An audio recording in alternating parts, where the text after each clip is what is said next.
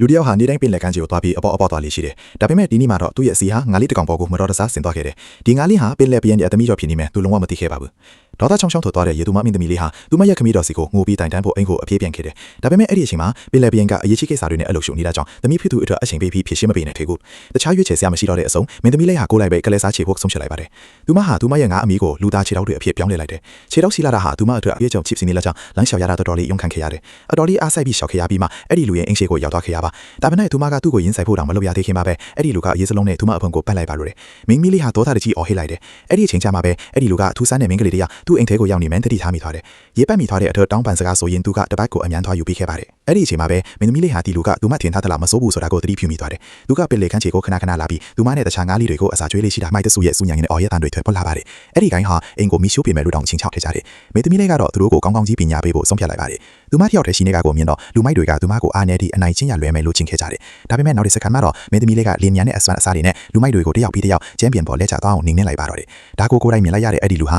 အကြီးအကျယ်ထိတ်လန့်သွားခဲ့တယ်။သူဟာမင်းသမီးလေးရှေ့မှချက်ချင်းတူထောက်ချလိုက်ပြီးသူမကိုဆရာအဖြစ်တင်မြောက်ကိုအတင်းအကျယ်တောင်းပန်ပါတော့တယ်။မင်းသမီးလေးအမေဖြစ်ရတဲ့ခင်မှာပဲအပြင်ဘက်မှာပိုးပြီးကြီးမားတဲ့ယုံရဲဆန်ခံဖြစ်မှုတစ်ခုရုတ်တရက်ထပ်ဖြစ်သွားခဲ့ပါတယ်